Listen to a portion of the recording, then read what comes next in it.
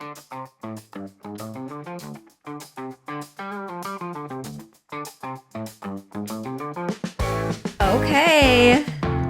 here we go. Welcome to the Let's Get Cozy Book Club podcast. This week, we're chatting about our initial thoughts on The Lost Apothecary by Sarah Penner. So grab a blanket, a warm beverage, and cozy up. Woo! That was a tongue twister today. Beverage. Warm beverage. What is your warm beverage? I had pumpkin coffee this morning. Pumpkin spiced coffee. It was good. Very good. Like the flavored coffee, or did you go to Starbucks and get like a... No, flavored coffee in our pour over coffee maker that we have. Nice. It's very fancy, very hipster. Yeah. What about you? What's your warm beverage this morning? No, I had my usual lemongrass tea, and I am sweating. Do you get that? Like when it's like warm out and you drink a warm beverage, you just like sweat. And like that is my state at the moment. So it's not super cozy. It's still been pretty warm. I know. Yeah. I'm trying to get into the fall vibes. It has been a little warm yet. The colors are not really changing yet here either, but a couple trees here and there. Yeah. So happy fall equinox. Yeah. That's tomorrow. Tomorrow is Mabon. I think I said that right. It's a pagan name. Is it the same thing as fall equinox? Yeah. Okay. And what does it mean? It's just that like the day and the night are like equal in length. And so it's like the transitioning day from summer into fall. And so it's like a time of like quiet and reflection and like preparing for the next season that's ahead. Nice. Okay, well that's exciting. Do I have a horoscope for the fall equinox? I was looking, there's not one like specific for like your sun sign or something like that. It's just more of like you can do like a release where you like write down something you want to let go of and like you put it in a fire, or do journaling, or the typical things. Nothing. Today just writing down things and throwing them into the fire. Well, if you can't do a fire, you can always flush it down the toilet. Like you can write on toilet paper. That's a thing. If you write it on toilet paper. If I've done that, yes. If you don't want to clog the toilet. That's not the goal. Ew. Okay. Maybe I think I prefer the burning, perhaps. Okay. I don't know. But today is the new moon in Virgo. Solar eclipse. It's a new moon and fall equinox. Yes. Wow. Yes, we're in a portal and we're all being tested. So have patience with yourself. Yeah, just like with the astrological signs and everything like that's happening that way. So like everyone's just, it's been feeling maybe a little bumpy or chaotic or really fast paced. And that's just, the portal we're all in. I feel that. I've been busy. Does that mean things will slow down? I don't know if that's true, but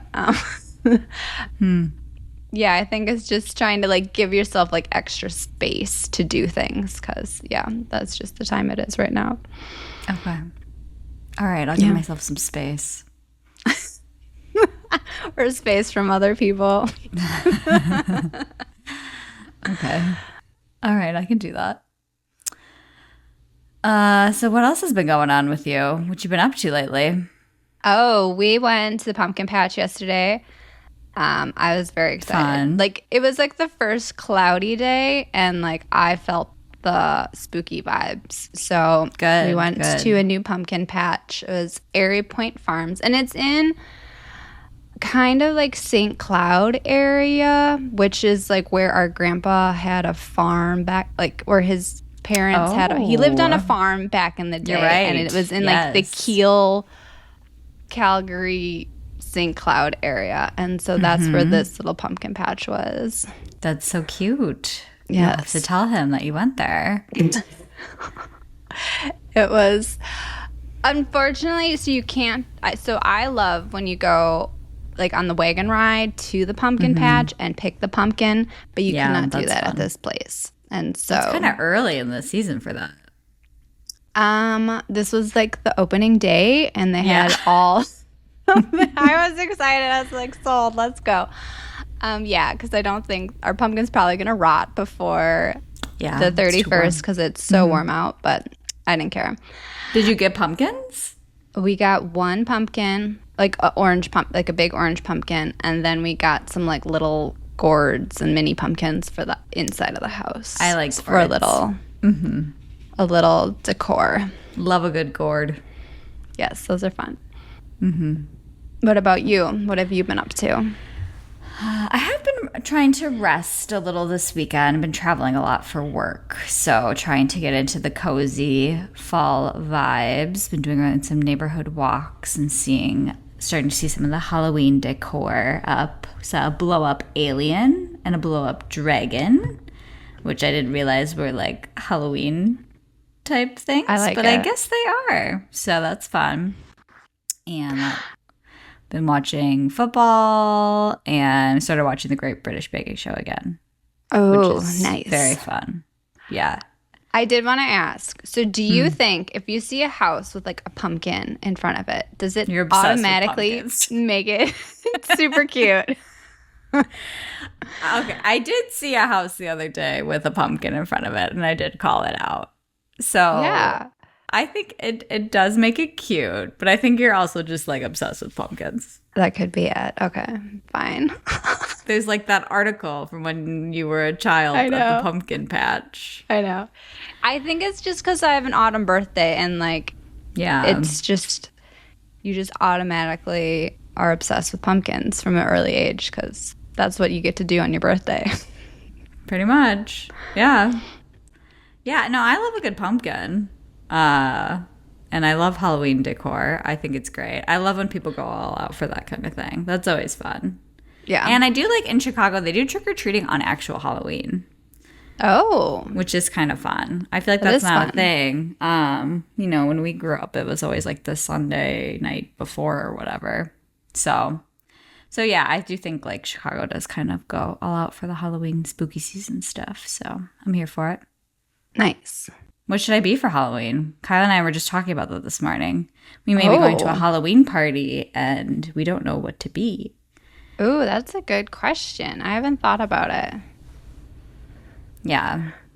So, listeners, if you have any ideas on Ellie. Ellie's really good with this. Yes, on what Kyle and I should be for Halloween, whether it should be a couple's costume or not. Leave a comment. Any good movies or anything? Yeah, we were kind of trying to think of like fun TV shows things. We started watching like Wednesday. Oh, I did have Wednesday Addams. Yeah. Yeah. What? Oh, I was thinking. Well, Sebastian and I watched a lot of Rocky movies, and I thought it'd be kind of fun to wear like the Rocky. Like the weight training when he's like in the ugly the holy like sweatshirt and like the sweatpants and like that'd be interesting. I don't like being a costume though when nobody knows what you are. Oh, okay.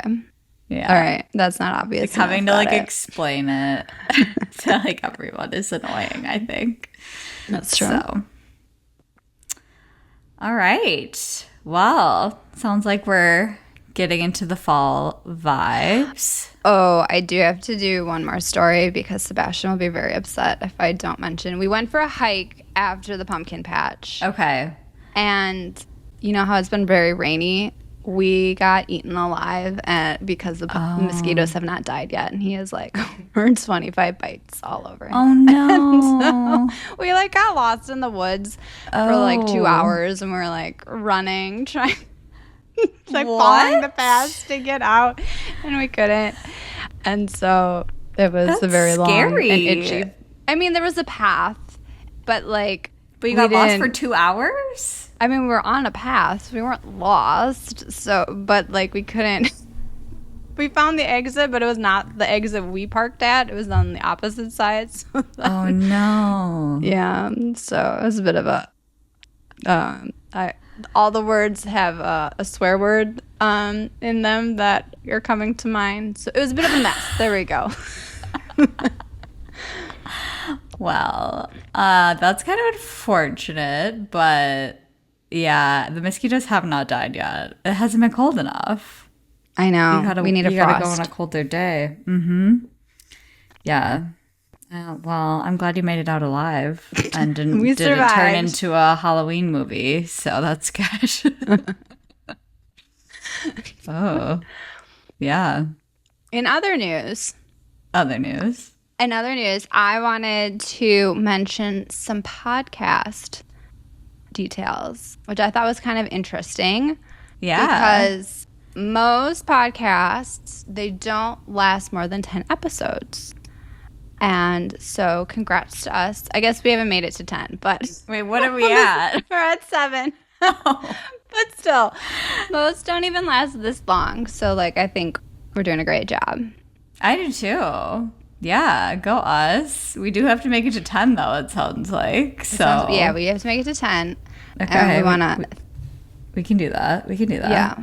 And we want to thank everyone for listening with us so far. It's only going to get better. Yes, thanks. Thank you, our devoted listeners. we appreciate you. Yeah, no, that's I'm impressed with us. Like, we've made it further than I thought. I think, I don't know. I don't really know if I knew where this was going. Did you? I figured we would do this for a year for sure, and like just committed. We just do it. Well, as long as it's fun. Like, I think that's what the most important part is. Like, this is like fun for us. Mm-hmm. If it's not fun, then like I don't see the point. But yeah, no, I'm having fun. It's been a lot of fun. I'm reading a ton, which is great. I'm making a lot of time for that. Nice. Leaving space for that. But yeah, every time I tell like friends or people that I started a podcast with my sisters, they always think it's super fun and exciting. So I definitely feel that. And it's always fun for me because I don't really do a whole lot. Liza does everything. It's not that much.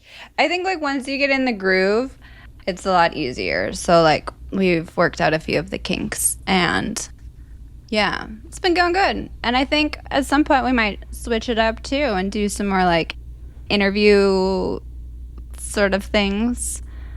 And we'll see. We'll see where it goes, right? Yeah, well, we'll see where it goes. But yeah, okay. We just got to get to number 10. Number 10. We could do something fun for number 10. Oh, you can do 10. We'll think on that. And then like the year. The year, like 1 year is also like the big most.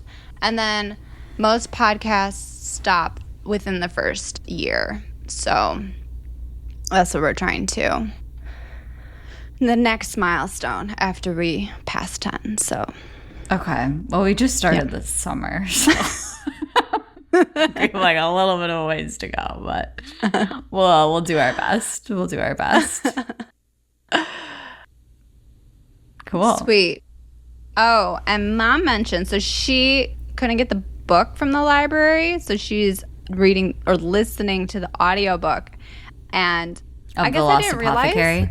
Yeah, of the Lost Apothecary.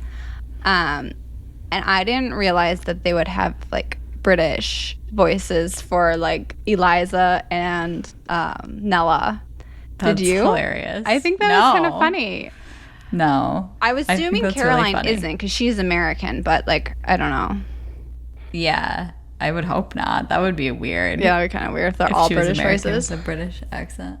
I've actually... Well, that's funny because I've been watching The Great British Baking Show, and so I think listening to an audiobook with like British accents would be hilarious. I feel like I wouldn't take it as seriously almost. Like, yeah, I don't know.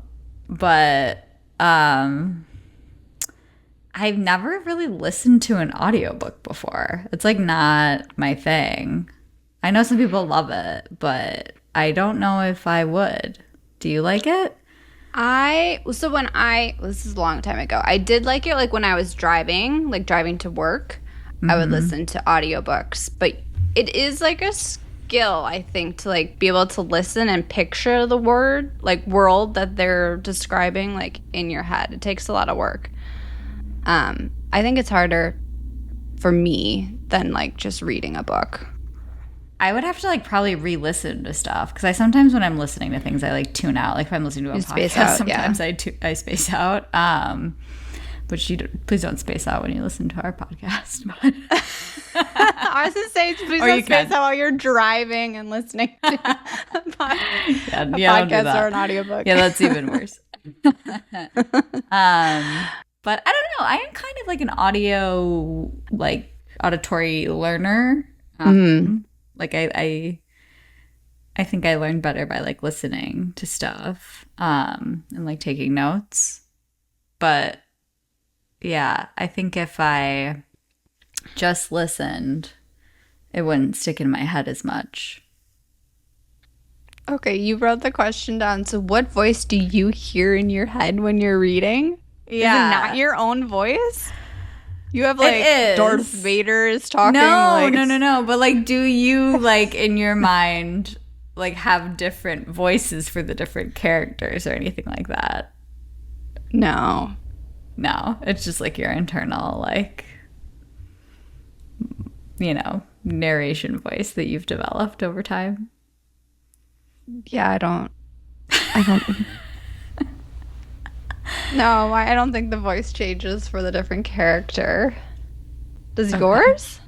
No, I don't think so. I don't know. I just thought it was kind of an interesting thing to think about because I don't think I like really hear my own voice. I just like take in the words. But I'm not sure. Maybe that's something to study. But I think like if you read it out loud though, you would I could see doing different character voices if it's for somebody, like for a child. Right? Yeah, I'm trying to remember. I think like mom or dad read Harry Potter out loud to me. Like a little bit. That for me. And I can't remember. What did mom say? She said my parents never read to her, so it's not a skill. So like I don't think like listening to a book, she doesn't like it? Yeah. Well, because I was thinking, like, it's a thing you learn. Like, teachers do it. Like, they read out loud to you so that you get used to reading, like, yourself and, like, that sort of thing. But. I don't really hear a voice in my head, I don't think, when I read. I just, like, soak up all the words. Soak it in my mind. Yeah. But maybe I should slow down a little when I'm reading. I feel like I kind of try to fly through stuff. That's okay. Sometimes that's what you got to do. Yeah. Mm-hmm. This is like a pretty... Oh, go ahead. Oh, I was going to move on and get ready to start talking about the Lost Apothecary. We can, because I was going to say that the book's a pretty, like, easy, like, or fast-paced read, I think. Mm-hmm. Yeah, the chapters are really short. Yeah. I read up to page 125 and stopped there because I didn't want to spoil everything when we talk about it today. What about you? Yeah, it's a shorter book. Yeah, I like that. Me too. I read up to page 82, so I didn't get very far. Wait, where does that end? That's a good question. I ended right when... well, spoiler alert, everyone. Oh, yeah, spoilers. We're supposed to remind you that we're going to talk about the pages. And if you don't want it spoiled, now is the time to pause, finish reading up to this point, and then come back. Yes. So I read up until when Liza served the poisoned eggs. Oh, okay. Yes. Should we do the recap? I thought that was a good place to end. Yeah. For the evening. Yes, we should do a recap. Why don't you do you go first. I'll start. Okay. So there are 3 different points of view. The first one we meet is Nella, and she's a 41-year-old woman with a mysterious illness.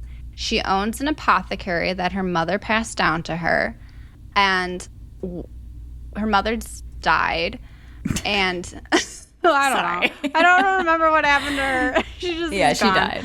And then So Nella decided to change the family business from like helping women with like menstrual problem, like period or like that sort of thing, to administering like poisons to help women kill men. And she lives in London during the 1970s. The 1790s. 1790s. You have no... Like 200 years earlier.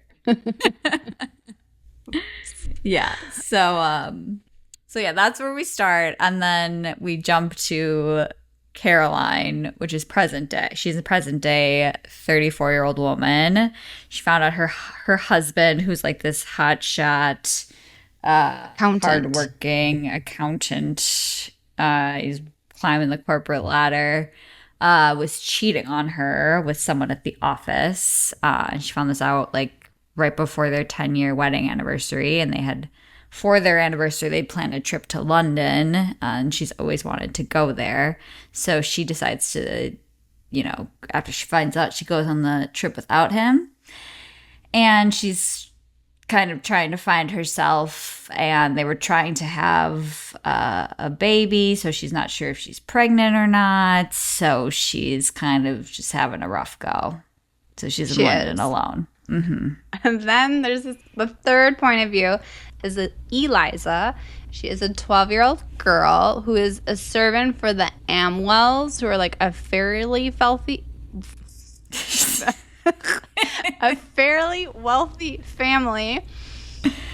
And what happens is Mrs. Amwell sends Eliza to Nella to get a poison because Mr. Amwell, he likes to drug and then rape little children who are his servants. And Mrs. Amwell wants to stop him from doing that to Nella. To Eliza. To Eliza. Whoops.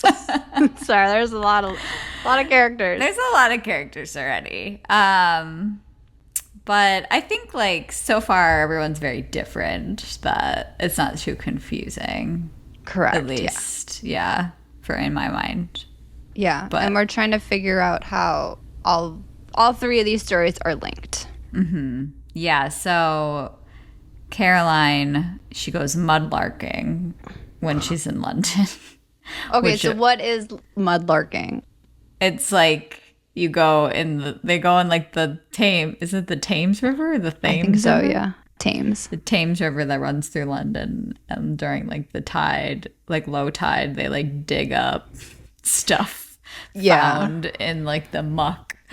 And apparently find, like, it's like rings, a lot of old stuff. Like whatever, like stuff you think you'd find in the river.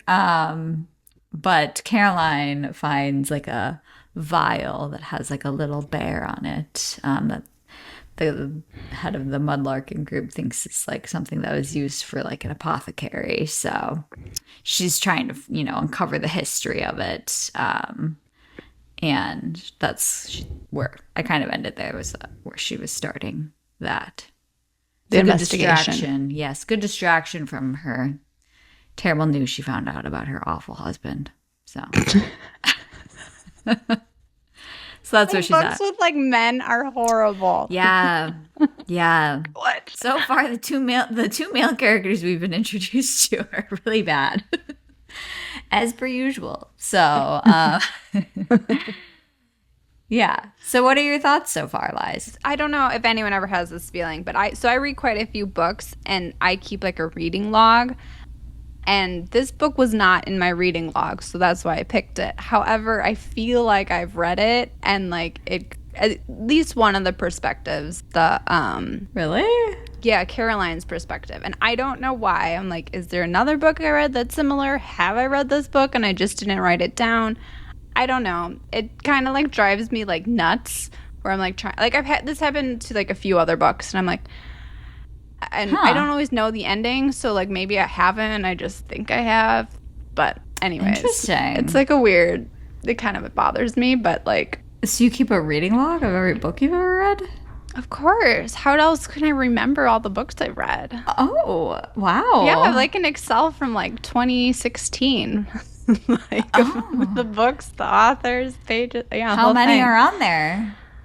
Well, I mean, so it's many like books by have you read? year. So like I do 2016 and then like starting from January and then I just like catalog all of them. Well, I want to know how many books you've read since 2016. Will you update us on the next episode? Oh, I could look into that. That's I have impressive.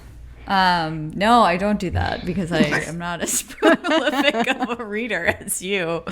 Well, I don't know. How else would you keep track? I can't remember everything. I can remember because it's not that many. Okay, fine.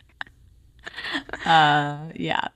So, What are yours? okay. Yeah. Okay, so you think you may have read this book before, but you're not really sure. But it didn't come, it came out like a couple, Yeah, it's been out like a couple only years. 2021, I think. 2021. So it's not on your list. It's not on my list. I don't know. Wow. Maybe. Wait, so when you get to 2026, then you'll have 10 years of books that you've read. Yeah. That's crazy. Oh. You should have like a number you should try to get to. I'm going to need an update on this on the next episode. Okay. I will look into it. What is your perspective been so far on the book? What have you thought? I like it. I think it's, like you said, it's been like pretty quick paced. The chapters are pretty short. And I like that it's 3 different perspectives from 3 very different people and, 2 different time periods. So it's kind of interesting. And there's lots of like secrets and mysteries to uncover. So I think it'll be kind of a fun read. And I really enjoyed that there was a map at the beginning. I love a good map, so that I can kind of like picture where the people are and like that it's it's an old map from like London in the 1790s. Now we're like gonna be all over the place. From like the 1790s, and that like I've been to London, so it's kind of fun to see that like there are some things that I've like seen that were there at that time. And did you visit the apothecary when you were in London? No, I didn't know anything about like apothecaries. So it's been kind of interesting to learn about that. Yeah, not been to an apothecary before. I did look up. There is one in Chicago, so maybe I'll go to the apothecary. It's like in Lincoln Square somewhere. So I know, like in like Spain or Latin America, like the apothecary is just pharmacist.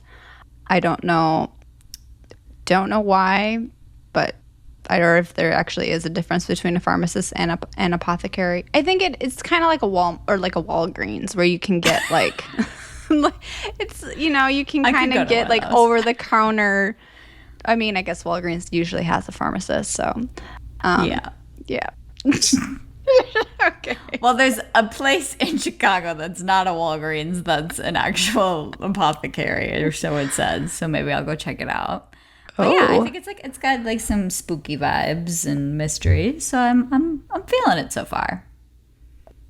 Oh, and I did had to, of course, bring up. So when I think of the name Eliza, because my name is Liza, I always associate the name Eliza with the wild thornberries. Do you remember this TV show? I do. I think you watched it more than I did because I did. couldn't remember the name of it, and I just remember the dad had like a huge nose, and his name was Nigel, and he had like an Australian accent, and they lived in some camper, and like I don't know what they were doing, but they were just gallivanting around the world. He was a wildlife documentarian. Yes, I remember the show. I watched a lot of TV growing up. And yes, I remember specifically like the like older sister, I forget her name, but she had like this like long blonde curly hair and like wore like big baggy like pants and was like super like moody and like maybe that's emo. what you should be for Halloween. The older sister. The wild thornberries. Just me and Kyle? Who would we be? I don't know. Wasn't there a monkey that she talked to? No, I think that was her younger brother. Oh, I thought there was. But maybe. I think she could talk to animals. That was the whole point of the show. Yeah. Yeah. No, I do remember the show. I watched it a lot. But yeah, she could talk to animals. I think that was part of it. Maybe her dad could too. I don't remember. But yeah. Okay, so I had some questions. We can go back to London. Yeah. When you and Kyle were in London. From Australia back to London. I know. I was like, we needed to reminisce a little about our childhood. Back to London. Wait, hold on. What? Wait, going back to Australia. Do you remember when we were in Istanbul and we were in the hostel hanging out with that Australian guy? Who bought a rug? A pink we rug? Went rug shopping with? Yes. Yeah, that was super fun. That was crazy. I wish we bought a rug, but he bought one, so we didn't have to. So it was kind of nice. They would just we would go into like these like different shops because he was looking for a rug, and then they would serve us tea while they would just pull out all these different rugs. And he's like, no, I want something more pink. And then they're like, okay, wanted, like, what about pink and this blue one? rug? And then they're like just like bringing out all these like rugs. They're like, this family wove it, you know. Yeah, these like old women in the mountains like wove it from their family's sheep's farm like hundreds of years ago. Yeah. And he was like this giant Australian man that wanted like a pink and blue rug. Yeah. Hilarious. He was a rug collector, which is an interesting thing to collect. Yes. But there are because it's like a big thing to transport home. Yeah, there's a lot of logistics there. I think that was the most expensive part, was trying to get it home. But yeah, no, that was really fun. Okay, now back to London. I just always think, whenever I think of Australia, I think of that, which is just hilarious. Okay, back to London. Did you go on the London Eye when you were there? No, I didn't. That's the Ferris wheel, right? Yeah, the big Ferris wheel. No, we didn't do that. But we did the flea market. We walked by like St. Paul's and stuff, which is on the map. So I don't remember where St. Paul's was.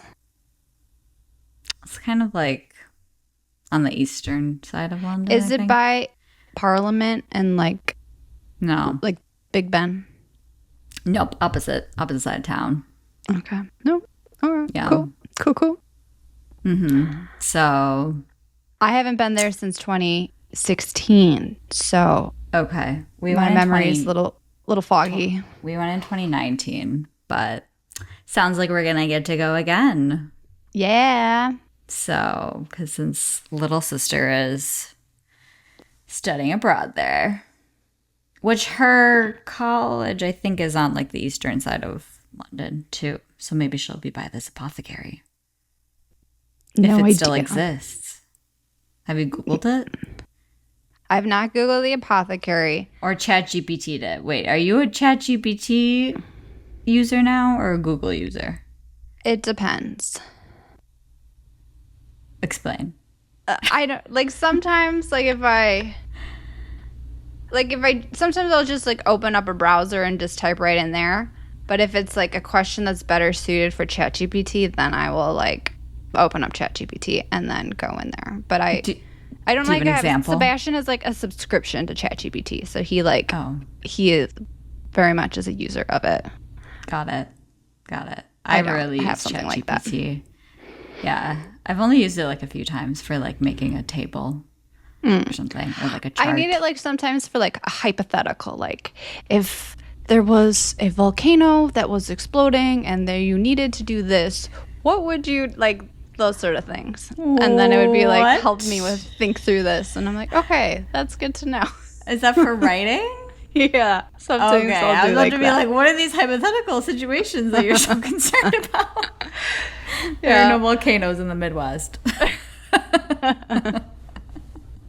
No, we do not live by any fault lines or tectonic plates. And that is why we do not really have earthquakes in the Midwest. Correct. Learned that one in Geology 101. Lydia was the rock collector. How is the rock tumbling going? Not great. Just in the collecting phase still. Oh, okay. I heard rock tumbling is very loud. It is, yes. It is consideration in the home buying process. I need a place to where I be can tumble in the middle of rocks nowhere without disrupting neighbors. Must have. You don't on the want list. everyone to hate you. Or maybe I do. No, not really, but possibly. Okay, moving on. Okay, mudlarking. Kind of like rock collecting.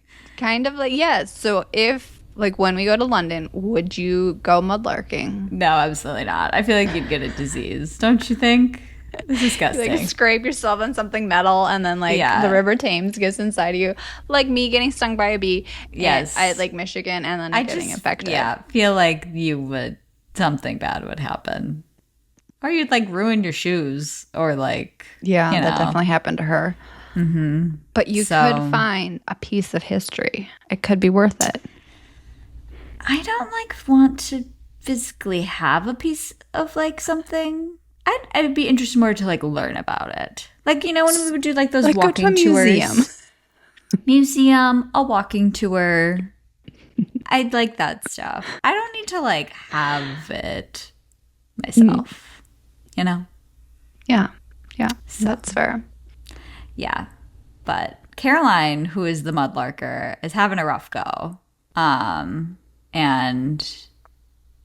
yeah, I don't know what's going on with her husband and why he refused to, like, go to London until 10 years into their relationship. But yeah, he seems like a total 4-letter word. Yeah, because, like, it's not, I mean, if he's a fairly high-level accountant, they have to be fairly wealthy. And, like, I don't know. You never went to London. Come on. Like, you couldn't, like, he hates you. Yeah, like, you couldn't make that one work. He literally hates he travels a lot for work, too. So it's like, okay, yeah, you got airplane mile points. We could have figured this out.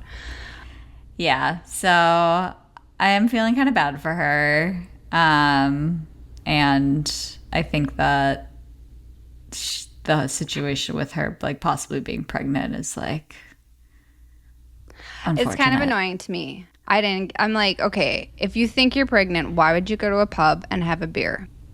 I'm like, just take a test and then you can know, okay, I can have a beer or multiple beers, not just go and have one beer. And She's just not thinking right. She's not thinking right. Her life is falling apart. It doesn't make any sense. I'm like, well, just go just go find out if you're pregnant or not, and then you don't have to worry about this. But that's not good for the book, Liza. We won't know till the very end. I understand that, but I'm like, no normal. Just rather be in denial. She doesn't want to think about it right now. Yeah, we'll see how her story goes. But so far, looking pretty bleak. Now, Nella's story, she's the apothecary shop owner. We don't know a lot about her yet, other than that she's ill. She has, like, it seems like an arthritis kind of situation. Yeah. Where, like, her fingers hurt, but she blames, like, the deaths she's caused. Murders, deaths she's caused, murders. Well, so on it, yeah. That was kind of my question, because she doesn't. Okay, so wait, you don't know that yet. I won't say it. Oh. So she doesn't. You could spoil it. Technically, cause the murders.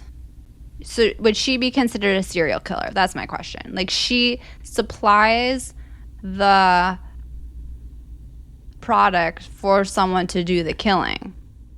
She's like the enabler. Yeah, that still counts. Does it? But she didn't do the act. It still counts. You can assist. Okay. You're an assistant too. Like a conspirator for murder. Yeah. Oh, okay. I don't know how it works. Okay. Yeah. Yeah. No. But it's. Also, I'm sure whatever she's, like, providing, she shouldn't be having lots of giving rat poison to 12-year-old children. Seems not right. But I don't know. I think it's so she keeps, like, a log of everyone. So she asks the people too. Like, she goes, like, one step further and, like, asks, like, okay, who is this intended for? And, like, writes the name down, which I think is, like, a terrible idea. But that part kind of made her seem like a serial killer because she's like keeping trophies. Yeah. Or like, yeah. Mm-hmm. Yeah. And so we'll see. I feel like her story is interesting. We've been introduced to a Frederick who she was in love with. But we don't know anything about him. But he was her first victim. Correct. And she used the word victim. So. Yes. She murdered him. Mm-hmm. So we don't know what he did, though, to make her want to murder him. Correct. Cause this cascade of murderous activity. So we'll see. But yeah, I don't know. I think it's a bad idea for her to keep a log. I mean, like. But she does have, like, somewhat of a moral compass. She only gives poison to people to kill men. She doesn't want them to use it to kill women. So it's like this, like, kind of moral compass where it's like it can only be used for specific purposes. Although she like can't like, know for sure like how someone uses it because unless it's like verified in the newspaper, I guess then she like kind of knows. But otherwise, I mean, I guess. If you consider that a moral compass. I mean, yeah, it's like the idea of the poisons being used to murder bad people, like Mr. Amwell's a terrible child. I know. Would you murder him? Rapist. Like if you were his wife. If you were his wife living in the I would never be in that situation. I meant if you were his wife, if you were Mrs. Amwell in the 1790s and you could not divorce him, would you go to Nella for that poison? I'm not answering that question. Okay. Not answering that question. Okay, fine. Moving on.